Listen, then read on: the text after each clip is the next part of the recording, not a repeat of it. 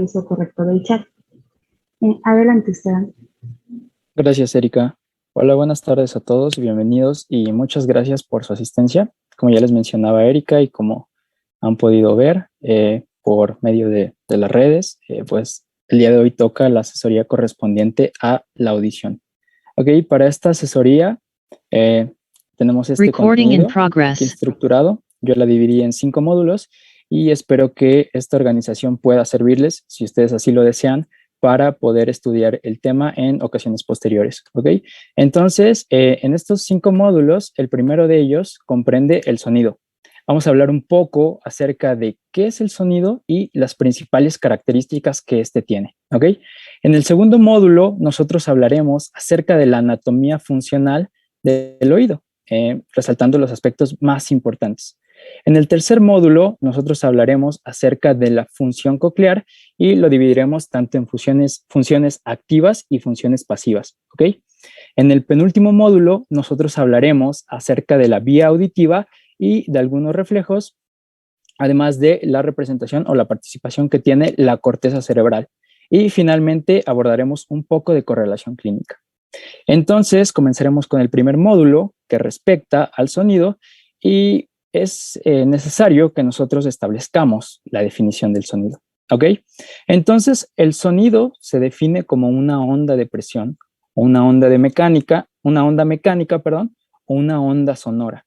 Entonces, esta onda mecánica va a ser generada por la vibración de un cuerpo que genera una perturbación en el medio. Es decir, un cuerpo vibra y las moléculas de aire que se encuentran alrededor de él van a hacer este fenómeno que pueden ver aquí, que son zonas de una alta compresión entre las moléculas alternadas con zonas de baja presión o de dispersión, también conocidas como rarefacciones. ¿Ok? Entonces, esta onda mecánica se genera cuando los cuerpos vibran y entonces estas vibraciones se transmiten a las partículas de aire cercanas y tenemos más o menos esta representación, ¿no? Una onda sinusoidal en forma de S.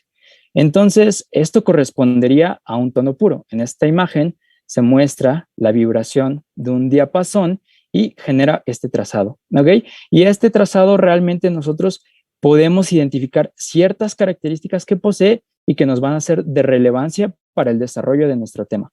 Pero recapitulando, un cuerpo vibra, genera una perturbación en el medio, esa perturbación va a ser la vibración de las moléculas de aire que van a estar rodeando y bueno, vamos a tener la generación de esta onda mecánica que se propaga por un medio, también se tiene que propagar por un medio.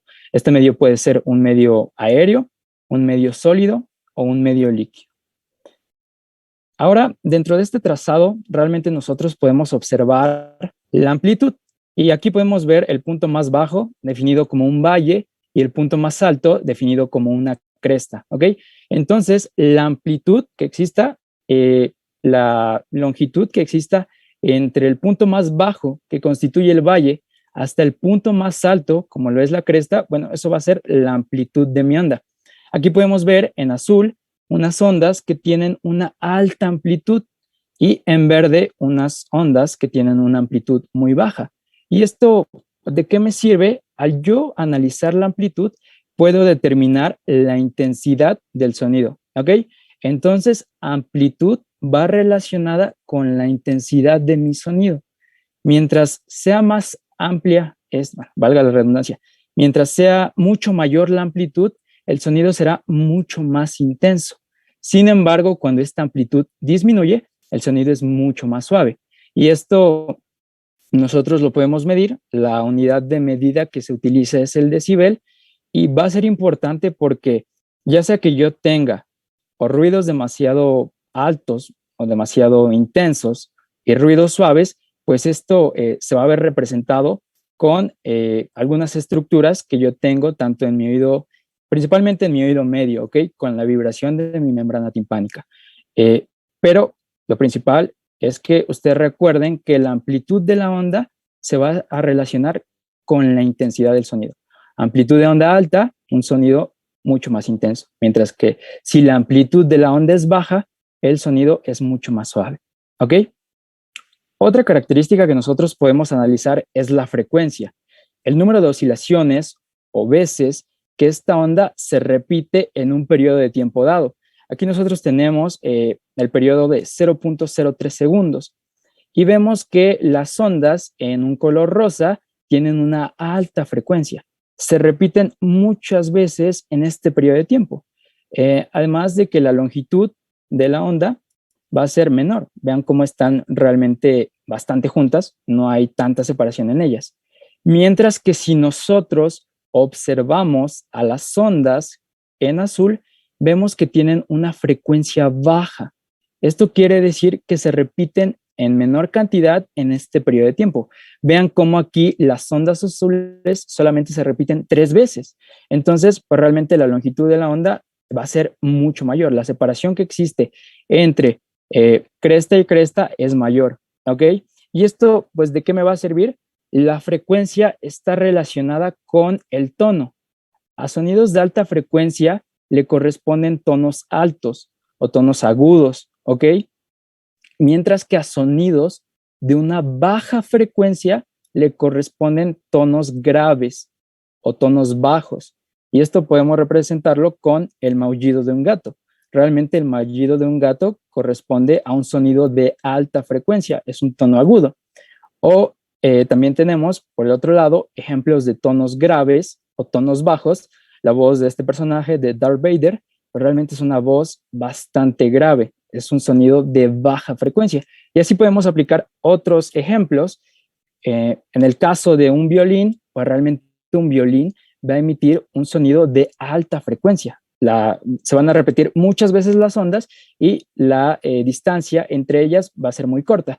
Por el otro lado, un violonchelo va a emitir un sonido de baja frecuencia, un tono grave, un tono bajo, ¿ok?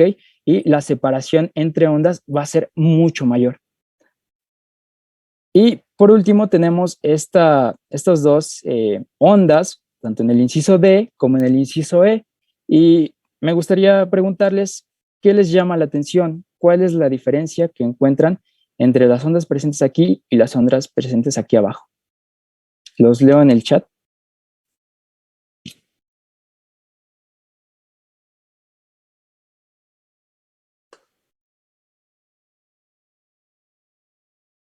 Es correcto, siguen patrones. Bueno, si ustedes pueden observar a las ondas que se presentan en el inciso D, pues aquí tiene este patrón morfológico que vemos acá que se repite, ¿ok? Y se repite de manera constante, ¿ok? Entonces, tiene un patrón morfológico, tiene una misma forma, mientras que si nosotros observamos a las ondas que se encuentran aquí abajo, aquí pues tiene esta morfología, pero realmente no se conserva en esta otra onda y mucho menos aquí. Entonces, no tiene una morfología característica, no se repite. Por lo cual, la onda que se encuentra aquí o las ondas que se encuentran aquí son consideradas como ruidos. La característica del ruido es que no va a seguir un patrón morfológico. Eso lo distingue del timbre, ¿ok? Entonces, el timbre de los sonidos va a ser determinado por el patrón o por la morfología que las ondas adquieran. Y eso le va a dar, pues, digamos que su particularidad. O sea, hay distintos timbres, pero a final de cuentas van a estar relacionados con la forma que tenga mi onda, ¿de acuerdo? Entonces, realmente en la naturaleza es muy complejo que nosotros encontremos tonos puros, como los que les presentaba al principio, con la vibración del diapasón. Realmente es raro, no están presentes. Lo que nosotros tenemos en la naturaleza son sonidos complejos que, bueno, siguen más o menos estos patrones, esta morfología, sin embargo se repiten, ¿ok? Y a final de cuentas, por más complejos que sean, nosotros vamos a poder tomar de ellos la frecuencia y la intensidad, ¿ok? Y eso va a ser importante para nuestro oído. Ahora, con relación a escalas de medición, vamos a hablar acerca de la escala de decibeles. Y si ustedes recuerdan, hablamos acerca de la intensidad, ¿no? Que es la amplitud de la onda. Entonces, mientras mayor amplitud tenga mi onda, mi sonido va a ser mucho más intenso. Mientras menor amplitud tenga mi onda, mi sonido va a ser mucho más tenue, mucho más suave, ¿ok? Entonces, esto va a ser importante porque si yo me expongo a sonidos de una alta intensidad, esto puede ser peligroso para mi oído, puede ser nocivo, ¿ok? Entonces tenemos esta escala que mide la intensidad de sonido en decibeles y que se extiende desde los 0 hasta los 140. Vemos que realmente un intervalo que no supone ningún peligro va desde los 40 hasta los 60 decibeles. Incluso podemos extenderlo hasta los 80, ¿ok? De 60 a 80. Y ahí es donde se sitúa generalmente una conversación. Y eventualmente una de las principales funciones de nuestro oído es el de poder obtener las perturbaciones del medio, en este caso, pues, la voz que es emitida, y poder establecer una comunicación con las demás personas. Entonces, tiene una función eminentemente social, permite la interacción social con los demás y la comunicación, por lo cual, bueno, es entendible que a estas intensidades no supongan ningún riesgo, porque es a lo que estamos acostumbrados y pues una de las principales funciones que tenemos que hacer para comunicarnos entre nosotros, ¿ok? Mientras que si nosotros vamos ascendiendo y nos situamos entre los 80 a los 90 decibeles, ya puede constituir cierto límite para ser un estímulo nocivo, ¿ok? Y esto, pues, ¿qué nos los da? Principalmente aparatos personales de música, ¿no? Y los audífonos que, pues, bien que mal, están presentes en nuestra vida diaria ya de manera cotidiana, ¿ok? Y si nosotros seguimos avanzando, tenemos desde los 90 hasta los 110, que ya constituye un peligro mucho más consistente, ¿ok? Y estos son los sonidos a los que nos exponemos o a la intensidad de sonido que nos exponemos si vamos a una discoteca, a un bar o a un concierto, ¿ok? Rondan por esta intensidad de sonido. Y finalmente, aquellos sonidos que pueden provocar un daño irreversible los constituyen desde los 120 hasta los 140 decibeles. Y tenemos aquí el despegue de un avión, el accionar de algunas armas de fuego, sirenas, alarmas y también pueden ser algunas maquinarias pesadas, ¿ok? Entonces es importante tener esto en cuenta. De hecho, hoy es miércoles 27 de abril, hoy se celebra el Día Internacional para la Concientización del Ruido, el Día Internacional del Ruido, y esto se celebra el último miércoles del mes de abril de cada año, ¿ok? Y tiene como finalidad, pues, ser conscientes de que nosotros estamos expuestos a una cantidad de ruido pues, que puede llegar a ser nociva y que en la mayoría de casos ni siquiera nos damos cuenta. E incluso, bueno, los que hayan ido a la facultad, tomar laboratorios, cualquier otra cosa, pues se dan cuenta de cómo la facultad está inundada por un montón de sonidos, ¿no? Principalmente por los de los automóviles, los del transporte público que se encuentran ahí, entre otros. Y realmente nosotros día a día nos exponemos a esa gran cantidad de sonidos que puede llegar a ser nocivo. Entonces, importante tener en cuenta la escala de decibeles que me mide la intensidad de sonido, donde yo estoy en un intervalo de 40 a 80, que es pues lo normal, no me genera ningún riesgo, pero poner atención con pasar de los 85 decibeles y llegar hasta 140 o 120, que ya podría generarme un daño irreversible. Y finalmente nosotros tenemos el espectro audible.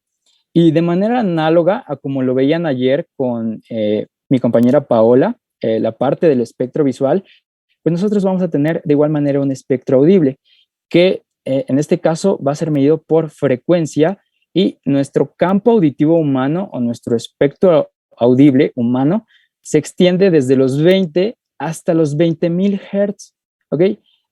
Tenemos esa ventana para poder percibir los sonidos, ¿ok?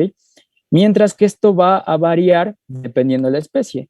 En gatos y en perros, pues vean ustedes que se extiende desde los 30 hasta los 40.000 Hz, ¿no? Y en otros animales que sí cumplen un rol importante para su vida en general, como los murciélagos o los delfines, perdón, pues tiene un espectro muchísimo más amplio, ¿no? Que va desde los 30, bueno, no, como desde los 40, 50 Hz hasta los 160.000. Entonces, por arriba de 20.000 Hz, nosotros vamos a considerarlos como ultrasonidos y por debajo de 20 Hz como infrasonidos. Y por el otro lado tenemos el espectro audible de los elefantes y los topos, que es bastante pequeño, ¿no? Entonces, quedamos en que tenemos un espectro audible que va desde los 20 hasta los 20.000 Hz. Sin embargo, la verdad es que estos sistemas, y como lo han podido ver en sistema visual y en general en los principios que son comunes a todos los sistemas sensitivos, pues realmente nosotros, dentro de este amplio espectro, tenemos un punto en el cual la sensibilidad es mucho mayor. Y ese punto lo constituye las frecuencias desde los 1000 hasta los 4000 Hz, ¿ok? Entonces, nosotros podemos escuchar desde 20 hasta 20.000 Hz, pero la mayor sensibilidad se va a dar de 1000 a 4000 Hz. Y de nueva cuenta, en esa frecuencia es que se sitúa una conversación humana, generalmente, que es una de las principales funciones del oído, permitir la interacción social mediante una conversación, ¿de acuerdo? Y como dato curioso, en este álbum de los Beatles, en el Sgt. Pepper's, en la última canción, A Day in the Life, culmina la canción y hay un periodo de unos 10 segundos. Posterior a ello, la banda decidió insertar un sonido con una frecuencia de 15.000 Hz. Si bien se encuentra dentro de nuestro campo auditivo, pero ya se está acercando a los límites del mismo, ¿ok? Entonces, la peculiaridad resultaba en que cuando se reproducía esa canción, pasaban esos segundos, las personas que lo estaban reproduciendo notaban que sus gatos o sus perros se ponían bastante inquietos o que comenzaban a ladrar y a maullar. Entonces, pues, estos perros y estos gatos respondían a ese sonido de alta frecuencia e incluso puede ser perceptible, si ustedes ponen atención, sí pueden llegar a escuchar ese sonido de 15.000 Hz, que realmente solo suena como un pitido, un silbido en su oído con una gran intensidad. Pero pues es un dato curioso y con esto estaríamos concluyendo el primer módulo que corresponde a el sonido y las características de él.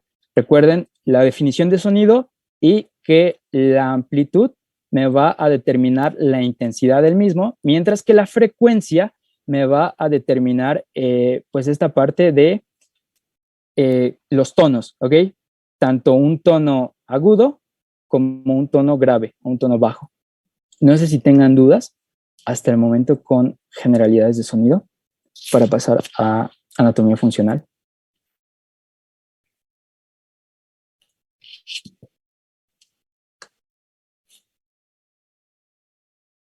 Sí, la amplitud determina la intensidad del sonido, ¿ok? Entonces, a ver, vamos a regresar. Si tú tienes una alta amplitud de la onda, va a ser un sonido mucho más intenso, mientras que si tu amplitud es baja, el sonido es mucho más suave, ¿ok? Entonces, ¿sí quedó claro?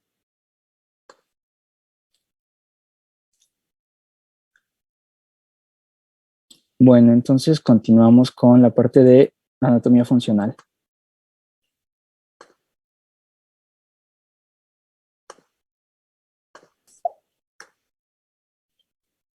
Entonces, para la parte de anatomía, generalmente al oído se le divide en tres grandes porciones, ¿ok? Oído externo, oído medio y oído interno, ¿ok? Perdón, oído externo, oído medio y oído interno, ¿ok? Vamos a comenzar con oído externo. El oído externo consta de pabellón auricular y conducto auditivo externo y se limita por la membrana timpánica.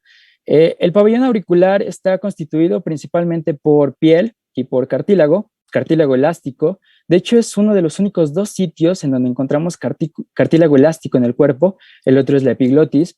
Y bueno, la forma que tiene nuestro pabellón auricular y que seguramente revisaron en neuroanatomía, bueno, no es solamente porque sí, sino que el oído externo funciona a manera de embudo y todas estas perturbaciones en el medio, que son las ondas sonoras, bueno, van a ser dirigidas gracias a la forma que tiene y van a ser encausadas hacia el conducto auditivo externo para llegar a la membrana timpánica, ¿de acuerdo? También dentro de mi conducto auditivo externo yo voy a tener glándulas que producen cera o cerumen y bueno, eso con respecto a mi oído externo. Su principal función, ¿cuál es? La principal función del oído externo es el dirigir las ondas sonoras hacia la membrana timpánica, ¿de acuerdo? En causar las perturbaciones en el medio y a manera de embudo dirigirlas. Entonces, eso con respecto a mi oído externo.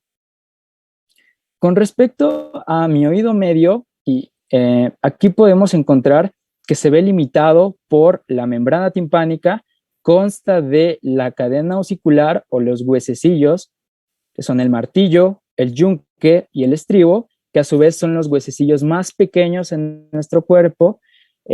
Además, van a estar con relación a unos músculos, el tensor del tímpano, que se va a adosar al martillo, y el músculo del estribo o músculo estapedial, ¿ok?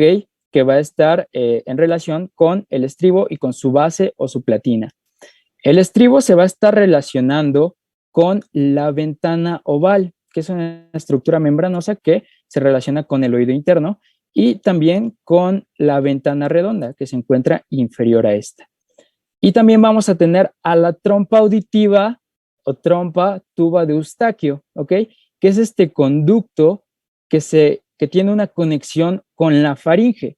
Si somos mucho más específicos, podemos decir que tiene una conexión con la nasofaringe, ¿ok? Entonces, en relación con la faringe, la nasofaringe en específico, y esto me va a permitir equilibrar las presiones a ambos lados de la membrana timpánica. Bueno, va a ser aperturada por el tensor del velo del tímpano, ¿ok? Perdón, por el tensor del velo del paladar. Eso va a aperturar a la trompa auditiva. Entonces, con relación a las principales funciones que tiene mi oído medio, son dos, o podríamos decir que tres. Principalmente dos, ¿ok? La primera de ellas es la de amplificar las ondas sonoras que son dirigidas desde el medio externo, por el oído externo. Y bueno, esto se logra gracias a que, bueno, el martillo se encuentra unido a la membrana timpánica, y la membrana timpánica va a tener una superficie 20 veces mayor que esta ventana oval que se encuentra relacionada con el estribo y con el oído interno, ¿ok? Entonces, pues esto permite que vibre de una manera efectiva y que esta vibración se transmita a los huesos de la cadena osicular, martillo, yunque, estribo, y a manera de palanca, el estribo golpee sobre la ventana oval, hacia adentro y hacia afuera. Y entonces estas ondas sonoras hacen vibrar a la membrana timpánica y amplificamos este sonido, ¿ok? Y se genera la vibración del estribo sobre la ventana oval. La segunda función es la de disminuir la impedancia, y la impedancia es definida como la resistencia del medio al movimiento. Si nosotros no tuviéramos el oído medio, pues estas ondas sonoras vendrían y directamente se contactarían con el oído interno. Otra cosa importante, el oído externo y el oído medio están llenos de aire, ¿ok? Que no se les olvide eso. Oído externo y oído medio están llenos de aire, mientras que el oído interno está lleno de líquido, ¿ok? Entonces, pues se genera una interfaz aire-líquido. Realmente la impedancia, la resistencia del medio al movimiento es menor en el aire a comparación del agua. Entonces, de nueva cuenta, si nosotros no tuviéramos oído medio, pues estas ondas sonoras llegarían hacia el oído interno y hacia ese líquido, pero se reflejarían y realmente no generarían un movimiento significativo. Pero gracias a esta amplificación que se tiene y pues a todos los componentes que se encuentran aquí, es que yo puedo generar las vibraciones de una manera directa, puedo generar vibraciones mecánicas directamente sobre la ventana oval, y entonces eso va a disminuir la impedancia. Y bueno, esto también tiene un componente evolutivo. Piensen que aquellas especies que viven, especies acuáticas, pues realmente su célula, bueno, su oído interno y todos los componentes que se encuentran en el oído interno están bañados en un medio acuoso, y donde ellos se desenvuelven es en un medio acuoso. Entonces realmente no existe ninguna interfaz, todo es agua, por lo cual las vibraciones se van a transmitir de una manera mucho más eficaz. Pero nosotros, al estar inmersos en un medio aéreo, pues realmente estas vibraciones van a tener que pasar, y de nueva cuenta, si no estuviera este oído medio, si no estuviera la cadena osicular, pues realmente se verían reflejadas. Pero gracias a este fenómeno de amplificación y pues de la unión entre los huesecillos y la percusión que se da sobre la ventana oval, yo puedo generar un movimiento mucho más directo que sí permita desplazar al líquido que se encuentra en el oído interno.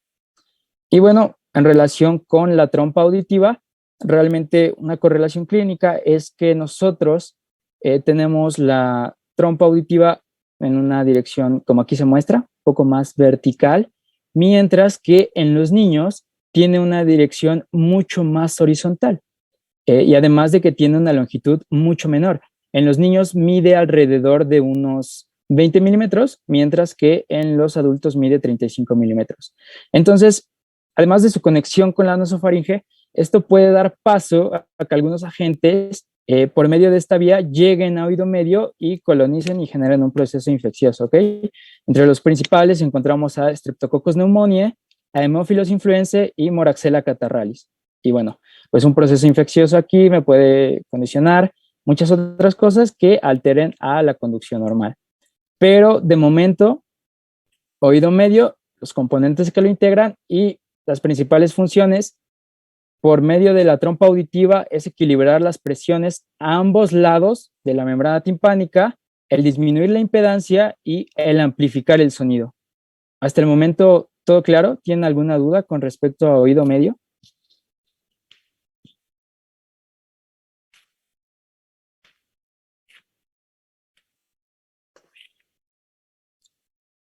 Parece que está todo claro. Entonces, vamos a continuar con referente al oído interno. Entonces, si nosotros vamos hacia el oído interno, podemos observar toda esta estructura, ¿no? Que corresponde a la cóclea, al aparato vestibular y a los conductos semicirculares. La parte de aparato vestibular y conductos semicirculares se corresponden más con el equilibrio, y eso lo verán el día de mañana con mi compañera Erika. En esta ocasión nos centraremos en la cóclea, o el caracol, o el órgano espiral, que es esta estructura ósea que tiene en el interior un conducto membranoso y a un órgano sensitivo. Y bueno, si nosotros desenvolviéramos esta espiral o este caracol, que realmente se dice que da vuelta en sí mismo 2,5 vueltas y que mide alrededor de 35 milímetros, si nosotros lo desenrolláramos, tendríamos más o menos esta estructura, que me interesa que la vean primero así, para que después puedan comprender de una manera más fácil, considero yo, los esquemas que se representan en los libros, ¿ok? Entonces, si nosotros desenvolvemos a esta espiral o este caracol, tenemos esto, que es un tubo dentro de otro tubo, y explicaremos a continuación sus componentes, ¿ok? Entonces tenemos a el estribo, que se relaciona con la membrana, que es la ventana oval, y esta porción se denomina como escala vestibular o conducto vestibular, también es conocido, o rampa vestibular, como quieran llamarle, es lo mismo. Pero aquí utilizaremos escala vestibular, ¿ok?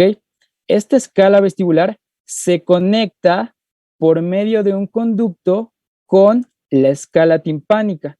Este conducto es conocido como helicotrema y la escala timpánica va hacia oído medio y tenemos aquí la ventana redonda, que de nueva cuenta es una membrana que se dirige hacia oído medio. Entonces tenemos, recapitulando, escala vestibular que se encuentra superior y se relaciona con mi ventana oval, ¿ok? Escala timpánica que se encuentra inferior y se relaciona con mi ventana redonda. Y estas se comunican por medio del helicotrema, que es este conducto que permite la comunicación entre escala vestibular y escala timpánica. Y justo en el medio yo tengo al conducto coclear o escala media. La escala media no se comunica con ninguna de las otras dos escalas, ¿ok? Se encuentra cerrada. Eso es lo que nosotros tendríamos en la cóclea si la desenrolláramos. ¿Todo claro con este esquema? ¿Con cómo se distribuyen las escalas? ¿Y con qué se relacionan? ¿Con qué ventanas se relaciona cada una? Ok, sí, claro, lo repito una vez más, sin problema. Entonces, vamos a repetir y de nueva cuenta, si nosotros desenrolláramos a la cóclea, tendríamos más o menos esto, un tubo dentro de otro tubo, ¿ok? En la porción superior tenemos a la escala vestibular, que se relaciona con el estribo y con la ventana oval. El estribo, su platina o su base, se adosa o se encuentra unida a la ventana oval y entonces esto va a generar el movimiento. En la parte media yo tengo a la escala, al conducto coclear o escala media, ¿ok? Esta se encuentra cerrada y no se comunica con la escala vestibular. Y en la parte inferior yo tengo a la escala timpánica, ¿ok? La escala timpánica se relaciona con la ventana redonda, que es una membrana que se abomba hacia el oído medio. Y escala vestibular con escala timpánica se relacionan mediante el helicotrema, que es un conducto que se encuentra hacia el vértice de mi cóclea, ¿ok? Entonces, no sé si quedó claro hasta ahí.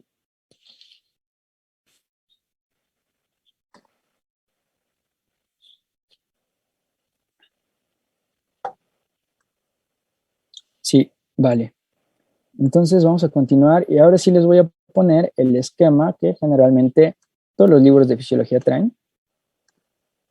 Se repiten la gran mayoría de ellos. Probablemente habrán visto esta imagen y pues es bastante similar a lo que tenemos acá. En la porción superior tenemos a la escala vestibular, ¿ok? En la parte media tenemos al conducto coclear y en la porción inferior tenemos a la escala timpánica, además de otros componentes que ahorita hablaremos un poco de ellos, pero yo les comenté que el oído interno no tenía aire, tenía líquido. Entonces, estas escalas, estas rampas, estos conductos van a estar llenos de líquido. La escala vestibular y la escala timpánica van a estar llenos de perilinfa. La perilinfa es un ultrafiltrado del plasma y va a tener concentraciones bastante similares al líquido extracelular. Ahora yo les pregunto, ¿recuerdan cuál es el principal catión del medio extracelular? ¿Pueden ponerlo en el chat, por favor? Sodio, es correcto. El sodio se encuentra en una mayor concentración en mi medio extracelular y así se va a encontrar en mi perilinfa. De igual manera, yo voy a encontrar pues, una concentración bastante pobre de potasio. Pero esto cambia en la escala media. La escala media va a estar llena de endolinfa, ¿ok? Y la endolinfa tiene una composición bastante similar a el líquido intracelular. Y ahora yo les pregunto, ¿cuál es el principal catión del líquido intracelular? Potasio, ¿ok? Entonces, esta endolinfa va a tener una gran concentración de potasio y una pobre concentración de sodio, al igual que el líquido intracelular. Y si ustedes quieren, pues, de alguna manera recordarlo, la perilinfa se encuentra a la periferia y está por fuera, al igual que el líquido extracelular. Entonces, esta perilinfa se va a encontrar dentro de la escala vestibular y la escala timpánica, que ambas se localizan a la periferia, además de que van a estar por fuera, al igual que el líquido extracelular, y ambas van a tener una gran concentración de sodio, mientras que mi escala media va a estar llena de endolinfa, que se encuentra en el centro o hacia el interior, al igual que el líquido intracelular se encuentra hacia el interior de la célula y tiene una alta concentración de potasio. Y esta alta concentración de potasio es conocida como potencial endococlear. Vean ustedes aquí que alcanza a los más 80 milivoltios, ¿ok? Pero, ¿cómo es producido? Bueno, realmente aquí tenemos a otro componente que es la estría vascular, y la estría vascular es una serie de células que tienen ahí una organización bastante característica, y en esas células nosotros vamos a tener canales y transportadores, los cuales se van a encargar de bombear y generar este gradiente rico en potasio, ¿ok? Entonces vamos a tener pues esta alta concentración de potasio gracias a la estría vascular y los canales y transportadores que ahí se encuentran. También tenemos al ligamento espiral, que como tal nos brinda un sostén para toda esta estructura, y tenemos a un órgano bastante importante, que es el órgano de Corti, que veremos un poco más adelante, pero sepan que el órgano de Corti se encuentra dentro de la escala media. Entonces, no sé si tengan alguna duda con, bueno, antes de, se me pasaba, les comento que estas escalas van a tener una separación, que va a ser las distintas membranas. Entonces, yo voy a tener una separación entre escala vestibular y escala media, ¿ok? Y esa membrana va a ser conocida como la membrana de Reisner, ¿ok? Entonces, membrana de Reisner me va a estar separando a mi escala vestibular de mi escala media. Por el otro lado, es importante que ustedes lo recuerden, yo voy a tener a la separación entre escala media y escala timpánica por una membrana. Pongan mucha atención en esto. Esta es la membrana basilar. La membrana basilar va a estar separando, de nueva cuenta, escala media de escala timpánica y va a estar en una estrecha relación con el órgano de Corti, ¿ok? Entonces, tenemos 3 conductos, 3 escalas y 2 membranas.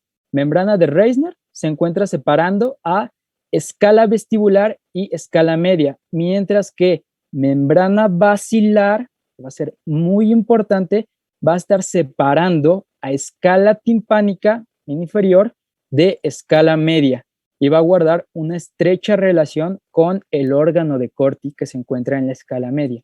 ¿Ok? ¿De momento tienen alguna duda con esta conformación de la cóclea?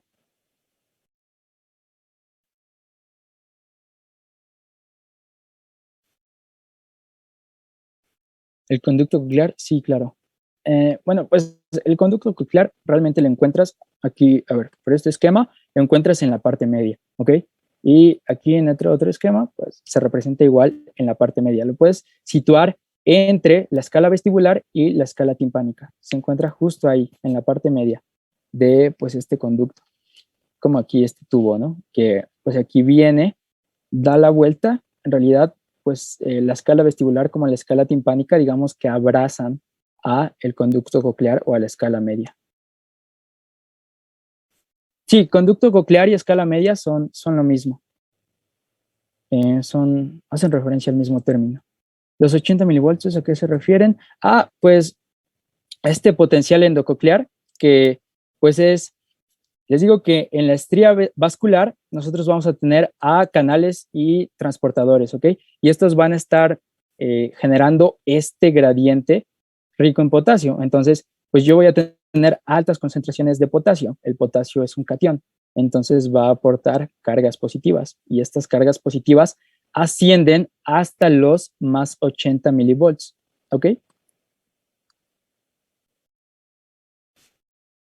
La membrana tectoria, aún no hablamos de ella, vamos a hablar de ella más adelante, pero pues recuerden aquí que únicamente estamos involucrando a membrana de Reisner y de nueva cuenta, membrana de Reisner me conecta escala vestibular y escala media, o genera pues esta división, ¿no? Se encuentra entre escala vestibular y escala media, mientras que membrana basilar, que esta sí va a ser muy importante que ustedes la recuerden, membrana basilar me divide a escala media de escala timpánica y se encuentra en una relación bastante estrecha con el órgano de Corti. Entonces, bueno, no sé si haya quedado claro, pero membrana tectoria la hablaremos un poquito más adelante. Ya unas diapositivas adelante. Entonces, no hay ninguna duda con esto.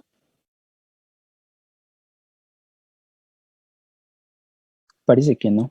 Entonces, vamos a continuar. Y pues una manera sencilla, o que tal vez les puede servir para recordar a estos conductos y a estas membranas, pues es la de imaginarse a esta sección de la cóclea como si fuera un chocorrol. Entonces, en este chocorrol nosotros encontramos pues el chocolate que se corresponde con la porción ósea. Tenemos a la parte de la crema, la cual pues sería similar a las escalas, tanto vestibular como escala timpánica. Vean cómo aquí se encuentra, se comunica por medio del helicotrema y aquí en toda esta crema, en toda esta escala, tanto vestibular como timpánica, yo voy a tener a la perilinfa, ¿de acuerdo? Y vamos a tener a nuestro conducto coclear o nuestra escala media, representada por la piña, que va a estar llena de endolinfa. Entonces, pues ahí pueden ver representados los distintos conductos en un chocorrol, ¿no? Y recordarlo de una manera un poco más sencilla. Entonces, si no hay dudas, pasaremos a lo correspondiente con la función coclear. Y aquí les presento a el órgano de Corti, que es lo que veíamos que se encuentra justo en la escala media. Realmente va a ser muy, muy, muy importante.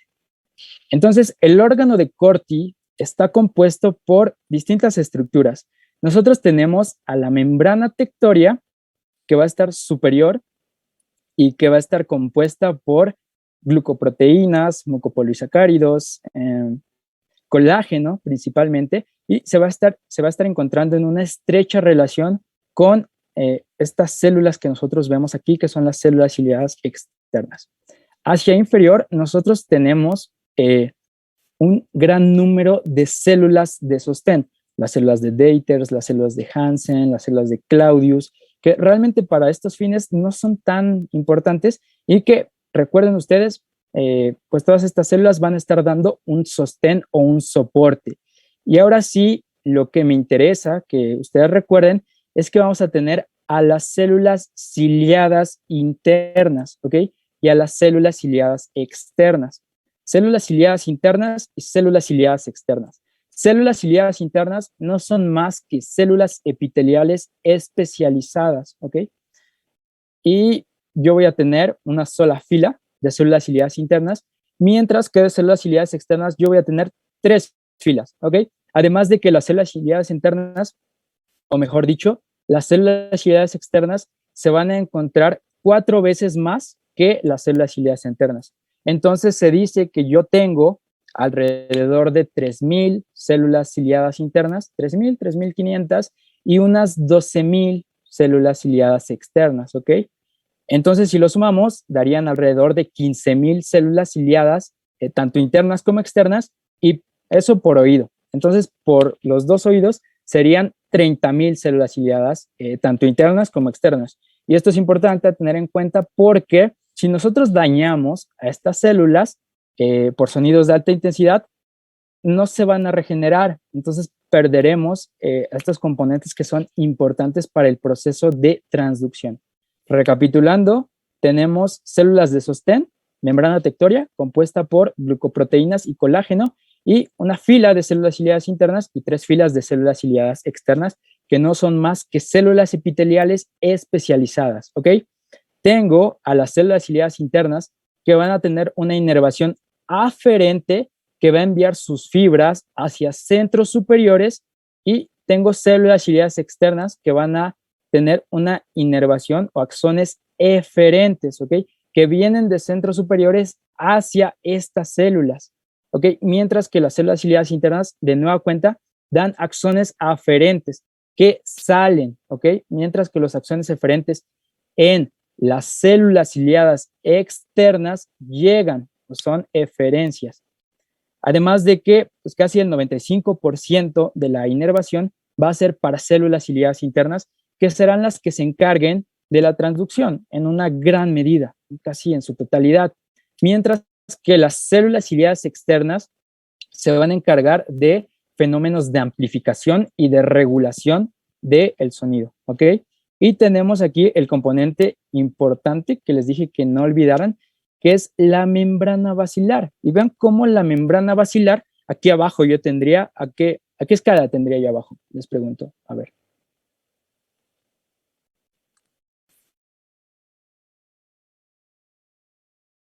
Timpánica, correcto. Abajo yo tendría a la escala timpánica. Entonces, aquí preguntan, ¿cuál dijiste que es la relación entre las células ciliadas internas y las células ciliadas externas? Pues realmente las células ciliadas internas de lo que se van a encargar es del proceso de transducción per se, ¿ok? Y las células ciliadas externas se van a encargar de una amplificación, pero creo que te refieres más a la relación, no sé si al número, pues yo voy a tener en una mayor, sí, al número, yo voy a tener en una mayor medida células ciliadas externas, ¿ok? De nueva cuenta, son alrededor de 12.500 células ciliadas externas por 3.000 a 3.500 células ciliadas internas. Ven que es una relación de 4 veces más casi. Entonces, eso es lo que sucede y nos va a estar dividiendo. Pues aquí tenemos otra estructura que es conocida como, son conocidos como los pilares de Corti, y estos pilares de Corti, entre estos pilares de Corti yo voy a tener al túnel de Corti, y pues ya esto me va a dar la división tanto en células ciliadas internas y células ciliadas externas. Pero eso con relación al órgano de Corti. Entonces, ahora sí, pasando al proceso de la mecanotransducción, pues vamos a recapitular un poco de todo lo que ya hemos visto a lo largo de la presentación. Y es que nosotros tenemos un cuerpo que vibra, perturba al medio, hace que las moléculas de aire alrededor de él se muevan y entonces yo genero una onda sonora. Esta onda sonora va a viajar y va a ser dirigida gracias a mi pabellón auricular y encauzada por el conducto auditivo externo. Hace que vibre mi membrana timpánica y se relaciona con el martillo, y el martillo a su vez con el yunque y el estribo. Entonces se genera este movimiento y esta amplificación, ¿ok? El estribo hace un movimiento, percute sobre la ventana oval, ¿ok? Hacia adentro y hacia afuera. La platina o la base del estribo que se encuentra adosada a esta ventana hace que se mueva, y entonces aquí yo tengo líquido. Este es mi conducto vestibular y aquí yo voy a tener mi perilinfa. Mi perilinfa se va a mover. Entonces, transcurre por todo este conducto vestibular, se conecta por medio de qué se conecta el conducto vestibular con el conducto timpánico.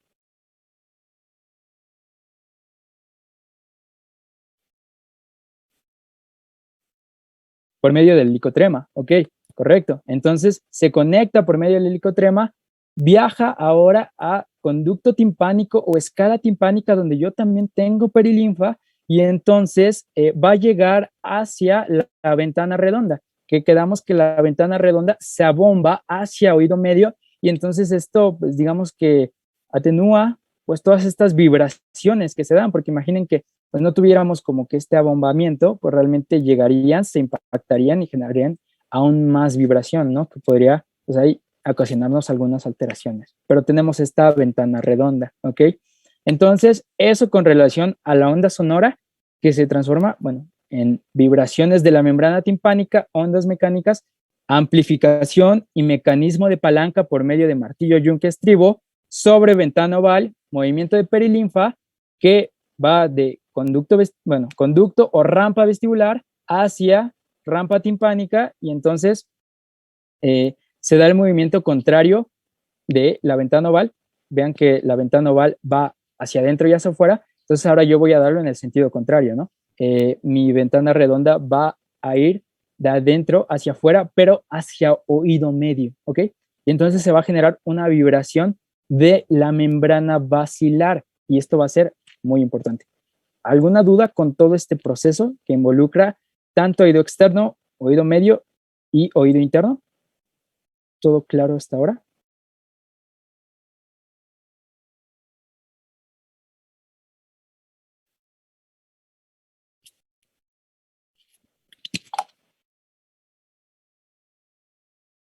Bueno, creo que sí. Entonces vamos a continuar.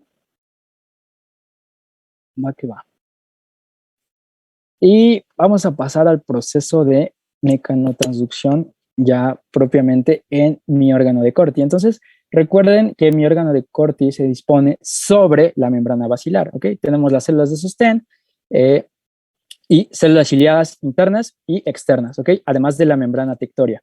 Entonces, si se mueve hacia arriba con estas vibraciones, aquí un abombamiento hacia arriba de la membrana basilar, esto va a repercutir sobre estas células ciliadas. Acá tenemos un acercamiento sobre estas células ciliadas. Pueden ver que son células epiteliales que tienen unas estructuras aquí bastante peculiares, ¿ok?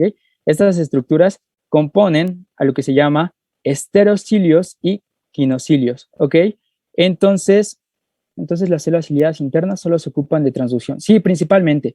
Las células ciliadas internas yo creo que en una totalidad van a encargarse del proceso de transducción y las células ciliares externas del proceso de amplificación, y ahorita lo veremos un poco más a profundidad, ¿ok? Entonces vean que esta célula pues tiene estos elementos que son estereocilios, y el elemento de mayor tamaño o esta prolongación de mayor tamaño es denominada como quinocilio, ¿ok? Aunque en estricto sentido, realmente el quinocilio es el único cilio verdadero. Morfológicamente es el único que cumple con las características, mientras que los estereocilios están constituidos principalmente de actina y no son unos cilios verdaderos, pero bueno, los denominan como estereocilios o estereovellosidades, que se disponen, como ustedes pueden ver, desde el estereocilio más pequeño hacia el quinocilio, que es el más grande, ¿no?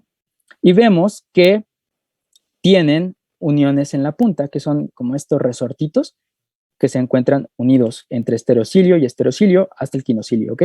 Y comienzan a unirse con relación al quinocilio, ¿ok? Desde el quinocilio es que todos se encuentran unidos. Y sobre estas puntas nosotros vamos a tener canales de potasio, ¿ok? Realmente estas uniones en la punta son estructuras proteicas. Si les interesa saber, pero bueno, no es tan importante, están constituidas por caderinas, tanto caderina 23 como protocaderina 15, pero bueno, son estructuras proteicas, ¿ok? Y van a estar unidas a los canales de potasio y a su vez cada una va a estar unida entre sí. Entonces, pues esta célula ciliada interna va a estar en contacto con endolinfa y con perilinfa, con endolinfa hacia estas prolongaciones y con perilinfa hacia la parte un poco más basal, ¿ok? La parte apical se encuentra en relación con endolinfa. Entonces, cuando se produce por estas vibraciones un abombamiento hacia la membrana basilar, vean ustedes cómo pues se está dando todo este abombamiento. Creo que me preguntaban que qué significaba el 4. Bueno, pues el 4 significa como tal, pues todas estas vibraciones que se dan en específico sobre la membrana basilar. Entonces, si yo doy o si yo genero un abombamiento hacia arriba, lo que va a hacer es que, bueno, también la endolinfa se va a mover hacia abajo de la membrana tectoria y se va a generar una deformación mecánica que es conocida como positiva, donde yo voy a ir desde mi estereocilio más pequeño hacia mi quinocilio. Esto va a permitir que las uniones en la punta se tensen. Al tensarse van a poder abrir los canales de potasio. Y entonces yo aquí pues es una concentración bastante similar al líquido intracelular. O bueno, se menciona que la célula ciliar interna tiene un potencial de membrana de alrededor de menos 40, menos 60 milivolts, mientras que aquí tenemos endolinfa, que recuerden ustedes que pues constituye alrededor de más 80 milivolts, ¿ok? Entonces, lo que va a ocurrir es que, ¿qué creen que pase? Si el potasio se encuentra aquí altamente concentrado y pues yo aperturo los canales para este y adentro tengo un potencial negativo. ¿Cómo creen que se mueve el potasio?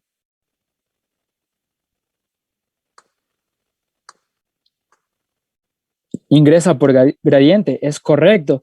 Y esto pues es peculiar porque pues en la mayoría de las células que hemos estudiado hasta el momento, el sodio es el que tiende a ingresar, ¿no? Pero este es uno de los únicos sitios, si no es que el único sitio, donde el potasio ingresa a la célula. Entonces, si el potasio ingresa a la célula, genera una despolarización, aumento de cargas positivas, por lo cual aquí yo voy a tener también canales de calcio dependientes de voltaje, los cuales van a censar esta despolarización, se van a aperturar y van a permitir la entrada de calcio. Y aquí yo también voy a tener unas vesículas y realmente el calcio y las vesículas y la membrana son amigos bastante cercanos, muy buenos amigos, y lo que va a permitir es la interacción entre vesícula y membrana presináptica, ¿ok? Entonces, se va a permitir la fusión de la vesícula para exocitar el neurotransmisor, que en este caso es glutamato, ¿ok? Para la célula ciliar interna, el neurotransmisor es glutamato, ¿ok? Entonces, pues se da la liberación y lo que yo estoy generando aquí es un potencial de receptor, ¿ok?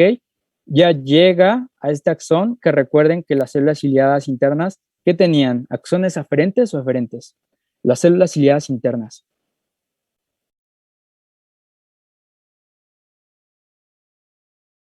aferentes, ¿ok? Es correcto. Entonces, pues ya se da todo este proceso de sinapsis que ya también ustedes vieron en las asesorías y en sus clases.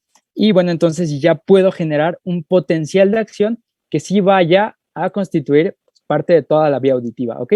Pero es este proceso de deformación mecánica positiva. Recuerden que el estereocilio va a ir desde el más pequeño hasta el quinocilio, ¿ok? Eso, una deformación mecánica positiva que genera despolarización, ¿ok?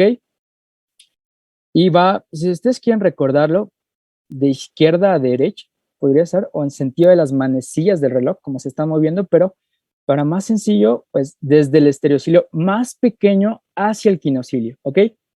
Por el otro lado, si yo genero una deformación mecánica negativa, si ahora yo voy desde el quinocilio o desde la porción más grande hacia la porción más pequeña, más inferior, entonces estas uniones en la punta se van a relajar y no van a permitir la apertura de los canales de potasio. Si no entra potasio, no se genera despolarización, por el contrario, hay una hiperpolarización y no se genera ningún proceso. ¿Ok? Entonces, deformación mecánica negativa, hiperpolarización, mecánica positiva o del estereocilio al quinocilio, una despolarización y un potencial de receptor que genera un potencial de acción. ¿Ok?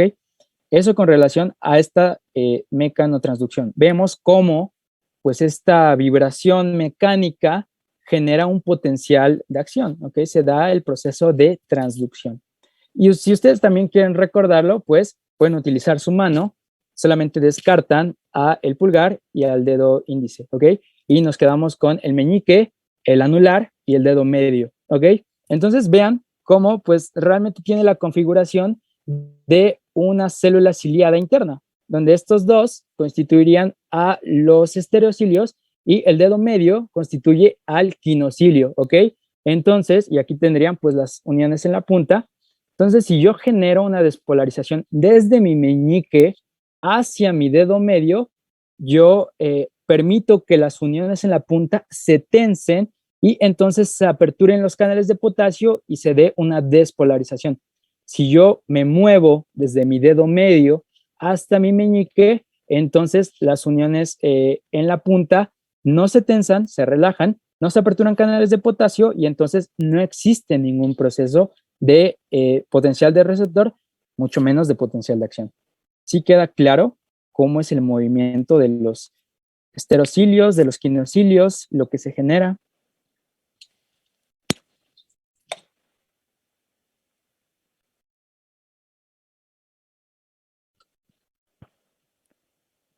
Bueno, creo que sí, no hay ninguna duda.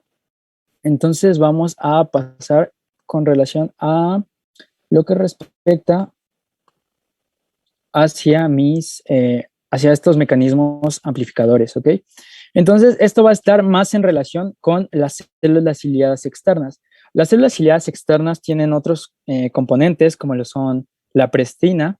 La prestina va a ser una proteína, la cual, bueno, dependiendo de las distintas eferencias que lleguen hacia ella, tanto se puede contraer como se puede pues, relajar, ¿no? Entonces, lo que va a ocurrir es que si el movimiento es una contracción de estas células ciliadas externas, lo que va a permitir es que pues yo genere un mayor movimiento de la membrana tectoria porque las células ciliadas externas se encuentran en mayor relación con la membrana tectoria. Entonces, este mecanismo de deformación mecánica positiva va a ser mucho mayor, ¿ok? Y esto me va a permitir amplificar el sonido o en situaciones en las cuales yo quiera poner especial atención a un sonido en particular, bueno, este mecanismo es el cual se va a echar a andar, ¿ok? Por el contrario, si yo alargo a mis células ciliadas externas, entonces yo llevo a la membrana tectoria en dirección contraria y esto pues genera una deformación mecánica negativa y no permite que se genere el proceso de despolarización, ¿ok? Y bueno, esto también se encuentra relacionado con algunas moléculas contráctiles como miosina 1 beta, pero principalmente la prestina es la que se ha identificado y realmente no tiene mucho, ¿no? Son investigaciones recientes y aún se sigue pues estudiando todos estos mecanismos que están presentes o que subyacen a la transducción mecanoeléctrica en las células ciliadas. pero principalmente me interesa que recuerden esta cuestión de estereocilio a quinocilio, deformación mecánica positiva, ¿ok? Por el lado contrario, quinocilio hacia estereocilio más pequeño, deformación mecánica negativa, hiperpolarización. Y ya, si mis células ciliadas externas se contraen, entonces llevan o generan una mayor deformación mecánica positiva, se amplifica el sonido. Por el contrario, si yo no, si yo las alargo, si yo genero este movimiento hacia arriba de las mismas, pues realmente voy a estar desplazando la membrana tectórea al lado contrario y no se va a estar generando pues ninguna transducción. La proteína principal de las células ciliadas externas es la prestina. Así es como se denomina. Y bueno, si no hay ninguna duda, continuamos. Y aquí pues tengo este video que realmente me gustó porque entiendo que la verdad es que a veces puede llegar a ser un poco complejo el recrear todos estos procesos cuando los leemos, y yo creo que con este video queda mucho más claro. Entonces, vamos a verlo. Observen cómo pues, las ondas sonoras son dirigidas por medio del oído externo hacia la membrana timpánica, ¿ok? La membrana timpánica pues adosa a la cadena osicular o hacia el martillo, el yunque y el estribo, lo cual genera pues una vibración y amplificación. El estribo se contacta por su platina o por su base sobre la ventana oval y genera el movimiento de la perilinfa en la escala timpánica, ¿ok? Entonces hay movimiento de líquido en mi caracol o en mi cóclea. Entonces ahorita veremos a las tres escalas y cómo este movimiento es que se da, ¿no? O sea, pasa hacia el líquido. Vean ustedes las tres escalas, aquí pueden observarse tanto escala timpánica, escala media y escala vestibular, perdón, escala vestibular, escala media y escala timpánica, y vean cómo pues, se generan las vibraciones, en específico sobre mi membrana basilar, ¿ok? Sobre mi membrana basilar, que es donde se asienta mi órgano de Corti, y se va a dar pues este movimiento de las células ciliadas, tanto una deformación positiva, que vean, que esto es un ciclo, o sea, pasa de una deformación mecánica positiva, una deformación mecánica negativa y periodos de reposo, ¿ok? Y ya pues se generan todos estos potenciales de acción hacia pues la vía auditiva. Pasa hacia las células ciliares, hacia el interior de las células ciliares, ¿ok? Porque ahí es donde se encuentran los canales para potasio. Y pues, ¿repetirías cómo se mueven las células ciliares externas? Sí, claro. No van a tener realmente bueno, de manera indirecta, bueno, tenemos que si las células ciliadas externas se contraen, entonces generan una deformación mecánica positiva, ¿ok? Mientras que, bueno, si se hacen chiquitas, generan esta deformación mecánica positiva, pero si se alargan, van a llevar a la membrana basilar hacia abajo y a su vez van a generar una deformación mecánica positiva. Y en este caso, si se contraen, pues levantan a la membrana basilar y esto también contribuye a la deformación mecánica positiva. Y pues sí está en relación con pues esta parte de las células ciliadas internas, tal vez de una manera indirecta, porque al amplificar, pues yo puedo distinguir entre un sonido. Pero por el otro lado, si yo estoy expuesto a un sonido de alta intensidad que pudiera llegar a ser nocivo o perjudicial, pues lo que hacen es no generar ninguna transducción y pues se protege de esta manera el oído. Entonces no sé si quedó claro ya esa parte de pues cómo se mueven las células ciliadas externas. Va que va. Entonces vamos a continuar con referente, bueno, ya vimos este video, espero que les haya quedado mucho más claro pues todo y cómo se visualiza en conjunto. Y ahora sí vamos a pasar a lo referente a la representación tonotópica en la cóclea, que también los autores hacen referencia como la función pasiva en la cóclea. Entonces tenemos a nuestra membrana basilar, pero esta membrana basilar va a tener características morfofuncionales que pues la van a hacer o que le van a dar, la van a dotar de pues esta representación tonotópica. Entonces la membrana basilar va a ser mucho más rígida cerca de la ventana redonda, ¿ok? En relación casi con el estribo. mientras que van a ser mucho más flexibles cerca del helicotrema, de la vértice o del ápex, ¿ok? Y pues aquí en la parte intermedia van a tener una rigidez y pues se van a encontrar justo a la mitad, ¿ok? Entonces, de nueva cuenta, hacia la base, la membrana basilar va a ser mucho más rígida y en general pues habla de que las células ciliadas van a ser mucho más cortas y mucho más rígidas, ¿ok? Mientras que en la porción del vértice o del ápex va a ser mucho más flexible y las células van a ser mucho más amplias, ¿ok? Esto es de manera similar, si ustedes alguna vez han visto alguna antena en los carros y si han intentado moverla, pudieron observar que la base es rígida, ¿no? Mientras que nos vamos acercando hacia la parte más superior, pues se vuelve más flexible, ¿no? Incluso pues el tamaño aumenta, ¿no? Pero en la base es mucho más rígida y hacia la parte superior, pues realmente es más flexible. Entonces, ¿esto de qué tiene relevancia? Pues les comentaba que nosotros estamos rodeados por múltiples sonidos complejos, pero a final de cuentas esos sonidos complejos se deconstruyen en los componentes más básicos y en este caso la representación tonotópica va a censar la frecuencia de las ondas. Las ondas de alta frecuencia, que si ustedes recuerdan, nos dan los tonos agudos y existe muy poca separación entre ellas, se van a censar en la base, mientras que las ondas de una baja frecuencia, o que nos dan un tono bajo o grave, se van a censar en el ápex, ¿ok? O en el vértice. Y aquí en este esquema, pues se nos representa un sonido de una frecuencia de 100 Hz. Ustedes pueden ver que aquí se marca la distancia en milímetros de la ventana oval, se va a estar censando hasta los 30 milímetros, mientras que uno de una frecuencia que podríamos considerar intermedia se censa en los 20, 24, 25 milímetros de distancia de mi ventana oval. Y por último, un sonido de alta frecuencia de 1600 Hz, pues se va a censar a una distancia de unos 18, 19 milímetros de la ventana oval, ¿no? Cerca de la base. Entonces, eso es lo que va a pasar con la representación tonotópica. Yo voy a responder de mejor manera a los tonos agudos en la base, por la rigidez que tiene, en la parte media, pues a las frecuencias medias, y en la porción del vértice del ápex a los sonidos de baja frecuencia. Entonces, ahora yo les pregunto a ustedes, el maullido de un gato, ¿dónde creen que lo sense mi membrana basilar?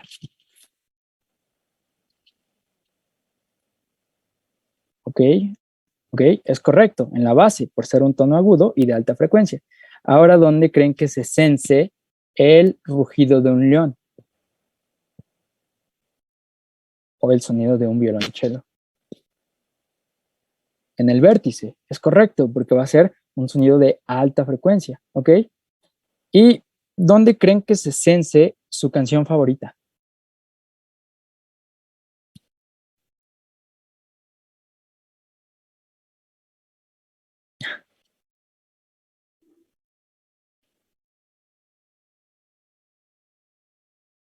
Bueno, realmente su canción favorita puede, dependiendo de cuál sea y de las frecuencias que ésta tenga, pues va a ser sensada en distintos puntos de mi membrana basilar, ¿ok? Si yo tengo, pues, en esa canción, sonidos de alta frecuencia, pues se van a sensar en la base, ¿ok? Pero en general van a estar vibrando distintas regiones de la membrana basilar con base a los estímulos que se estén presentando, ¿ok? Sí, se va a repartir por toda la base dependiendo pues las frecuencias que, perdón, por toda la membrana, dependiendo de las frecuencias que aquí pues encontremos en esa canción. Entonces ahora pasaremos a la vía auditiva. Realmente la vía auditiva o tiene bastantes interacciones, puede llegar a tornarse compleja. Sin embargo, vamos a tratar de abordar los puntos más importantes y las estructuras más importantes que sí deben de tener presentes, al menos de manera básica. ¿Ok? Entonces, tenemos que principalmente en mis células ciliadas internas, yo voy a tener las aferencias, ¿ok? Y estas aferencias constan de una neurona bipolar. Y si ustedes recuerdan, la neurona bipolar pues tiene su núcleo, pero a su vez emite una prolongación, emite sus dendritas hacia mis células ciliadas internas y emite un axón hacia pues, las regiones centrales, ¿ok? Y entonces, pues voy a tener múltiples de estas. Entonces, los somas o los núcleos se van a agrupar. Y si estos somas o estos núcleos se agrupan, lo vamos a denominar como ganglio. Y esto es lo que forma el ganglio espiral o el ganglio de Corti. A final de cuentas, un ganglio no es más que un conjunto de núcleos o de somas por fuera del sistema nervioso central. Entonces, neuronas bipolares que dan sus prolongaciones dendríticas a células ciliadas internas, va el núcleo y entonces se proyectan los axones hacia nivel central. Eso genera mi ganglio de Corti. Y de aquí yo genero mi rama coclear del nervio vestíbulo-coclear. El nervio vestíbulo-coclear o el octavo par craneal está constituido por la rama coclear y la rama vestibular. La rama vestibular ya la verán el día de mañana con mi compañera Erika, ¿ok? Ahora nos centraremos en la rama vestíbulo-coclear. Entonces esta va a llegar y si ustedes recuerdan de su práctica de sentidos especiales y pares craneales, ¿por qué agujero de la base del cráneo es que pues, discurre este nervio vestíbulo-coclear? Los leo en el chat.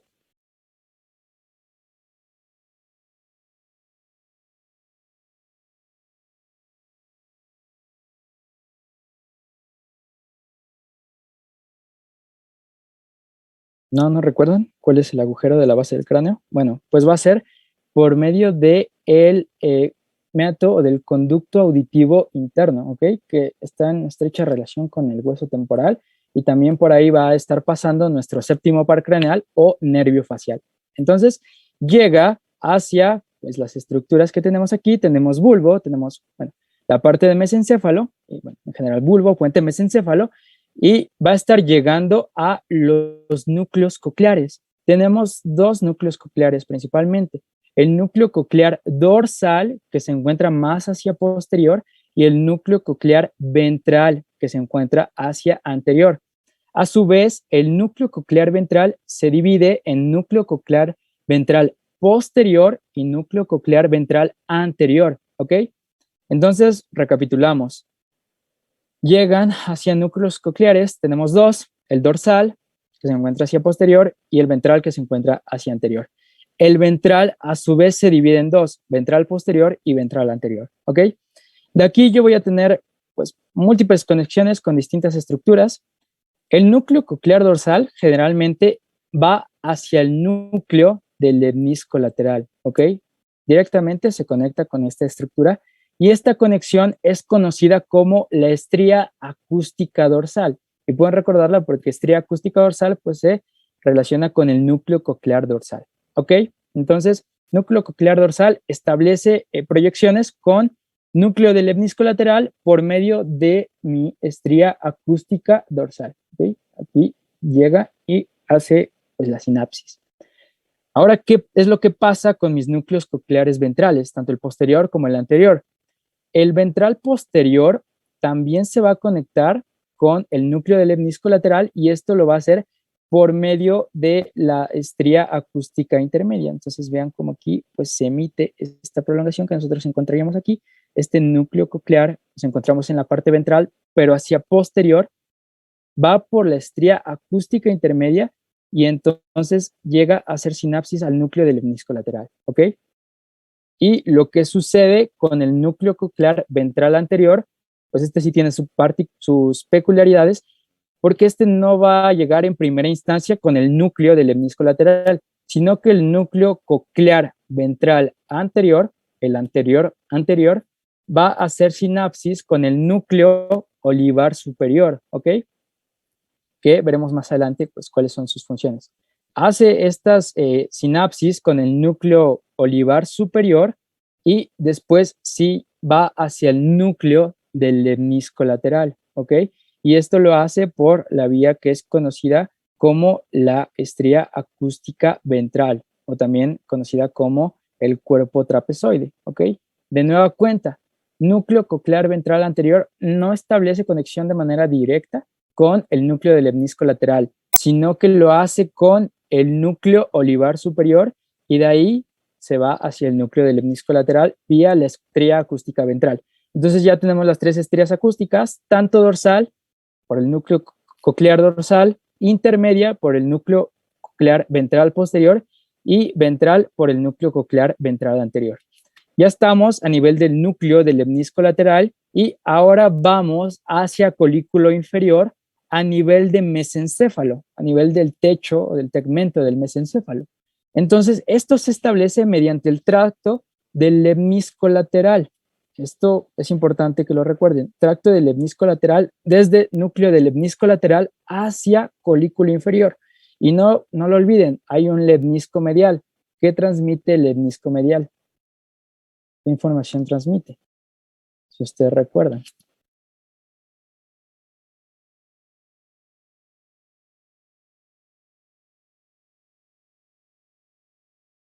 Ok, está en contacto con, pues en general, las vías de la somatosensibilidad. Entonces, vamos a tener pues esta proyección del lemnisco lateral hacia colículo inferior y de colículo inferior por medio de el brazo del colículo inferior va a llegar hacia tálamo. Y recuerden ustedes que tálamo pues es como este guardián que permite o no el paso, o mejor dicho, filtra el paso de información hacia nuestros centros superiores. Y como ayer lo vieron con Paola en parte de la vía visual, pues también tenemos esta conexión con este núcleo del tálamo, el núcleo del tálamo que es el cuerpo geniculado lateral, pero en la vía auditiva va a ser sinapsis o va a ser contacto con el cuerpo geniculado medial. Y para que ustedes lo recuerden y no se les olvide, cuerpo geniculado medial con M de música y cuerpo geniculado lateral con L de luz para la vía visual, ¿ok? Entonces, cuerpo geniculado lateral de luz para la vía visual. Cuerpo geniculado medial va en relación con la vía auditiva, ¿ok? Y ya de aquí, pues se dan las proyecciones hacia mi corteza auditiva primaria a nivel del lóbulo temporal, ¿ok? Entonces, esto con relación a la vía auditiva, realmente ustedes recuerden de manera simple que va, pues, el ganglio espiral, se forma la parte coclear de mi nervio vestíbulo coclear. Aquí hace sinapsis con un montón de núcleos y la verdad es que faltan muchísimas más conexiones, pero pues no son relevantes en este momento. Y pues de aquí, sí o sí, llegamos a colículo inferior. Bueno, tenemos a núcleo del lemnisco lateral, colículo inferior y cuerpo geniculado medial y de ahí prolongación hacia la corteza. ¿Ok? Además de que ustedes recuerdan pues la tonotopía que tiene mi membrana basilar, pues esta va a ser respetada a lo largo de toda la vía. Entonces, en los núcleos y en la corteza se va a respetar, por lo cual yo voy a censar tonos altos en la base y hacia el vértice yo voy a estar censando tonos bajos o tonos graves. Eso con relación a la vía auditiva central. No sé si tengan alguna duda con esto. Bueno, espero que con este esquema les pueda ser un poco más sencillo de identificar cómo es que se da el recorrido.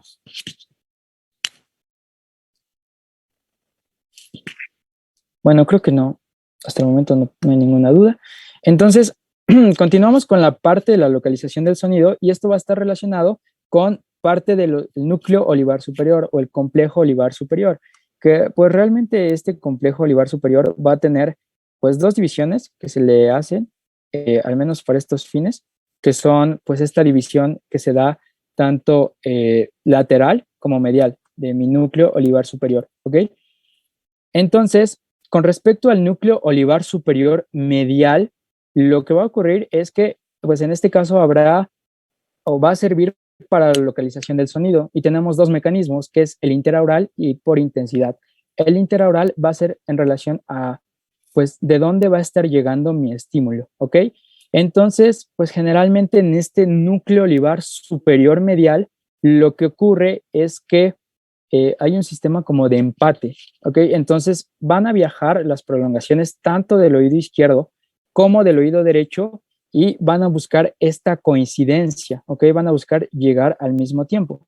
Y cuando convergen en estas neuronas, pues entonces se va a responder de una manera mucho más intensa. Pero pues en algunos casos, como en este, donde se va a llegar primero al oído izquierdo, entonces esto va a permitir que llegue, que establezca la sinapsis y que nosotros podamos censar que el sonido se encuentra de ese lado. y con lo referente al núcleo olivar superior, pero lateral, este va a estar más en relación con la intensidad del sonido. De nueva cuenta, tengo a mi oído izquierdo. Un estímulo de una gran intensidad va a estimular a mi oído izquierdo, lo cual va a excitar o va a estimular al núcleo olivar superior lateral.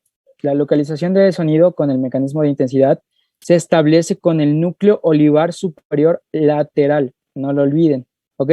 Entonces llega al del lado izquierdo y produce una gran excitación, pero también envía fibras que van a inhibir al núcleo olivar superior lateral del lado contralateral, ¿ok?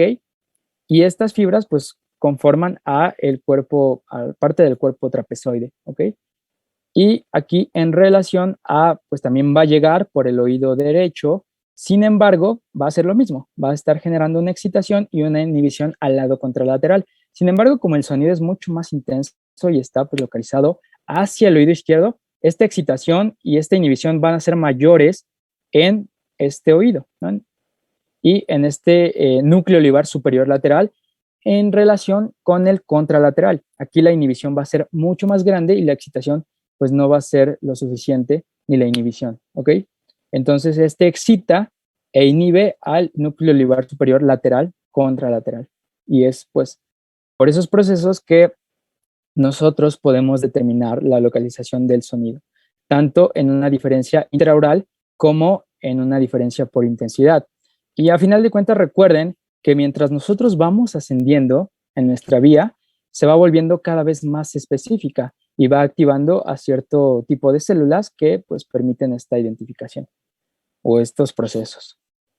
Y tenemos esta parte de algunos reflejos. Si ustedes recuerdan, les comenté que en oído medio nosotros teníamos a estos músculos, que es el músculo tensor del tímpano, el cual se relaciona con el martillo y a su vez con la membrana timpánica y al músculo que es el músculo estapedio, ¿ok? O músculo del estribo. Y el músculo del estribo, pues este va a estar en relación con la ventana oval, ¿ok? Y a su vez, bueno, cuando nosotros nos encontramos ante un estímulo de gran intensidad o que puede llegar a ser dañino, realmente viene nuestra vía auditiva y va a hacer conexiones en toda nuestra vía con la formación reticular. La formación reticular, a su vez, va a establecer dos principales conexiones, con los núcleos motores tanto del nervio trigémino, el quinto par craneal, como el núcleo motor del nervio facial o séptimo par craneal, ¿ok? El trigémino, en su porción mandibular, va a estar inervando al músculo tensor del tímpano, mientras que el nervio facial va a dar fibras motoras al estapedio o al estribo. Entonces, pues se da todo este proceso, llega a la formación reticular, llega a los núcleos motores, aquí formación reticular, núcleos motores, tanto del facial como del trigémino, inervan a los músculos y entonces los tensan. Si yo tenso al músculo tensor del tímpano, pues la membrana timpánica se va a poner rígida y no va a poder responder a las vibraciones de una manera adecuada. Mientras que si yo tenso al músculo estapedio o músculo del estribo, pues yo no voy a generar este movimiento sobre mi ventana oval y pues se va a atenuar, ¿no? Y esto pues realmente es útil en algunas situaciones como, no sé si alguna vez pues han escuchado música en sus audífonos con una intensidad pues considerable y por una cantidad de tiempo también considerable.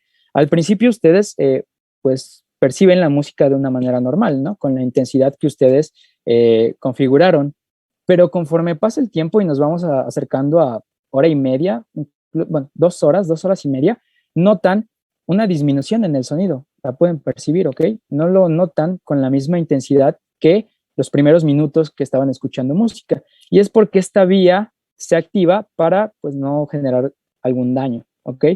También esto, pues, es patente cuando nosotros estamos hablando, porque, pues, las palabras, el sonido que nosotros emitimos no llega con tanta intensidad a nuestros oídos, o cuando comemos y cuando deglutimos. Generalmente, pues, esos sonidos no son, pues, percibidos con una gran intensidad. Sin embargo, pues, no todo en esta vida es perfecto y este reflejo tiene un periodo de latencia de 60 milisegundos, ¿ok? Entonces, para algunas situaciones, como la activación de un arma de fuego, pues no va a ser tan efectivo, ¿ok? Y nos va a poder, pues sí podrá generar un daño ese sonido. Y con lo referente a las áreas auditivas corticales, pues ya llegamos a nuestro giro temporal superior, o también es conocido como giro transverso de Herschel, y ahí es donde se va a localizar la corteza auditiva primaria, áreas 41 y 42 de Brodmann, ¿ok? Y tenemos algunas otras áreas que también van a estar influyendo, que son el área de Broca, áreas 44 y 45 de Broca en el lóbulo frontal, y área de Wernicke, áreas 39 y 40, ¿ok? Aquí también, pues, en esta parte un poquito con relación a mi lóbulo temporal. Recuerden también que aquí, pues, va a estar el lóbulo parietal, un poco más hacia posterior, pues, el lóbulo occipital. Entonces, corteza auditiva primaria es donde va a llegar mi vía auditiva de manera primaria, ¿ok? Y el área de Broca y el área de Wernicke van a tener distintas funciones. El área de Wernicke se va a asociar a este procesamiento coherente y lógico que nosotros le damos a lo que escuchamos. Por ejemplo, si alguien me pregunta la hora, pues yo establezco distintos, bueno, llega a la corteza auditiva primaria, va al área de Wernicke y entonces yo le puedo dar un sentido lógico y coherente a esa pregunta y puedo, se está trabando. ¿Sí me pueden escuchar?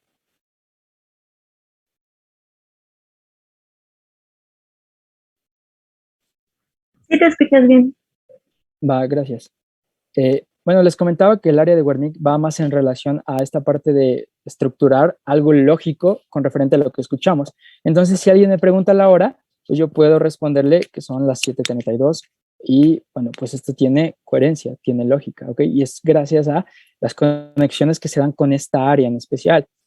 Mientras que las conexiones que se dan con el área de Broca van más con relación a la articulación de los sonidos o la articulación de las palabras, va a llegar hacia las distintas estructuras que permiten la fonación y la emisión de los sonidos. Entonces hay algunos padecimientos que se conocen como afasias, que son incapacidad para hablar, y realmente una afasia en el área de Wernicke pues me va a afectar al procesamiento coherente y lógico del lenguaje. Entonces, si alguien me pregunta qué hora es, probablemente yo le dé una respuesta totalmente inconexa, totalmente carente de sentido, como el perro corría sobre la Vía Láctea en un espiral de rosas. Okay. No tiene nada de sentido, pero es precisamente porque estoy dañando al área de Wernicke que se encarga de darle el procesamiento lógico. Por el otro lado, si yo tengo una afasia en el área de Broca, esa persona sí va a poder entender que yo le estoy preguntando la hora y podrá elaborar una respuesta. Sin embargo, no va a poder emitirla porque no va a poder funcionar de manera adecuada las estructuras que se encargan de la emisión de los sonidos. ¿Ok? Entonces, afasia de Broca afecta a esta capacidad para emitir sonidos. Afasia de Wernicke, pues al procesamiento coherente y lógico, y mi corteza auditiva primaria la tengo en área 41 y 42, lóbulo temporal, giro temporal superior o giro transverso superior de Herschel. Eso con lo referente a las áreas auditivas corticales. ¿Y hasta aquí tienen alguna duda? Todo bien, chicos. Ya vamos a acabar, ya es el último módulo.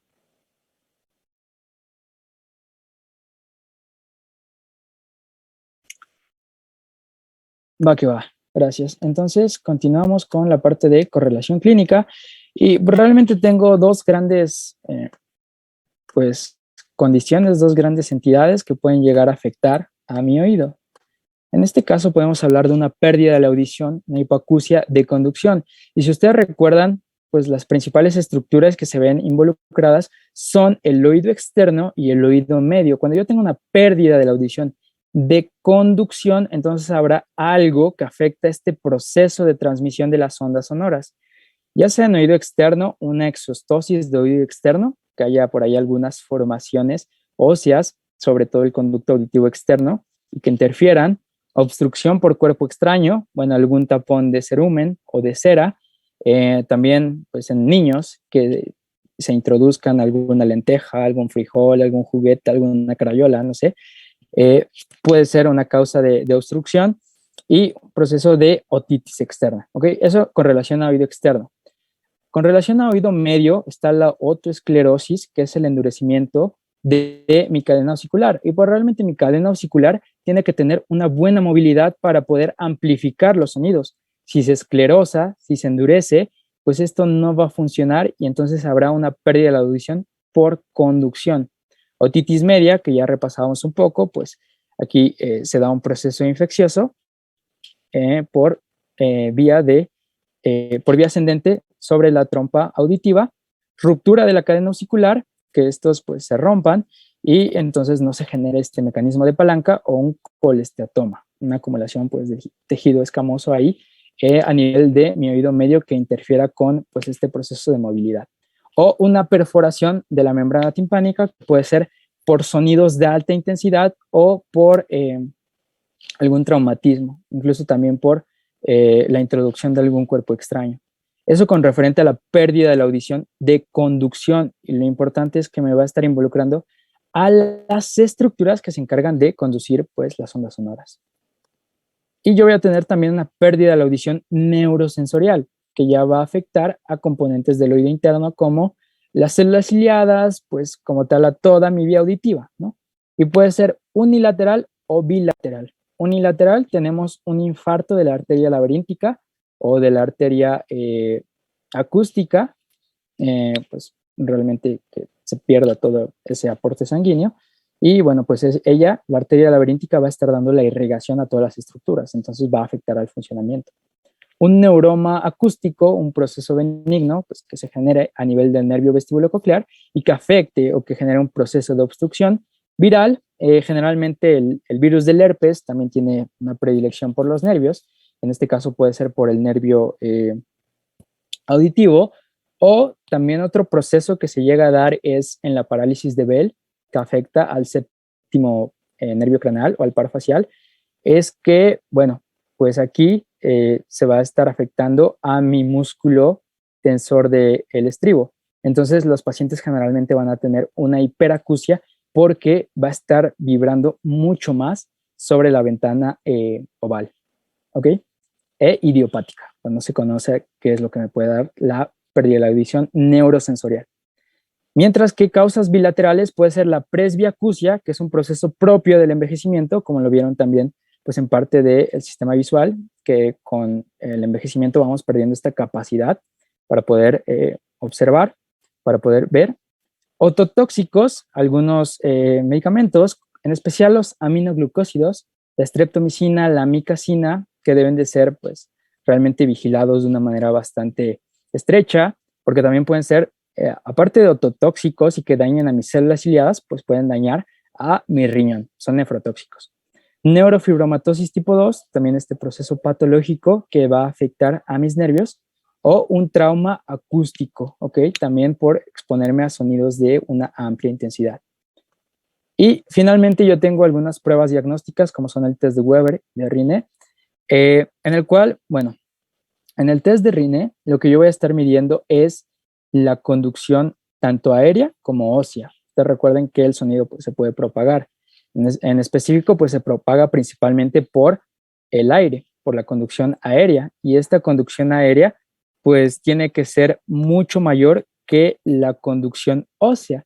Entonces, pues, lo que yo voy a hacer es que voy a golpear un diapasón y lo voy a colocar en la apófisis o el proceso mastoides de mi paciente.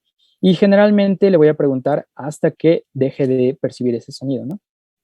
Posteriormente yo lo voy a acercar hacia su conducto auditivo externo, a un lado, y le voy a preguntar si aún es que escucha ese sonido.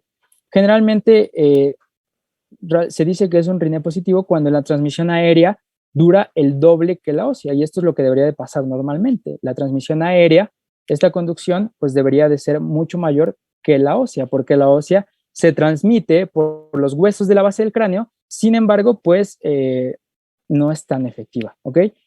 Pero cuando hay algún proceso, probablemente patológico, es un RINE negativo, donde la transmisión ósea es mayor o igual a la aérea, que no debería de estar ocurriendo, ¿ok? Y esto nos puede indicar alguna alteración conductiva, y aquí nos pueden dar algunos falsos positivos que nos den la indicación de alguna alteración neurosensorial, ¿ok? Y por el otro lado tengo el test de Weber, que es complementario y que nos va a permitir identificar una hipoacusia de transmisión o neurosensorial. Entonces, de nueva cuenta, yo golpeo mi diapasón y lo coloco sobre la línea media aquí en el cráneo de mi paciente, ¿ok? Se puede colocar en distintos puntos y lo que va a pasar es que en una hipoacusia de percepción donde se afecte lo neurosensorial, se va a lateralizar al lado sano, ¿ok? Mientras que en una hipoacusia de transmisión se va a lateralizar al lado enfermo.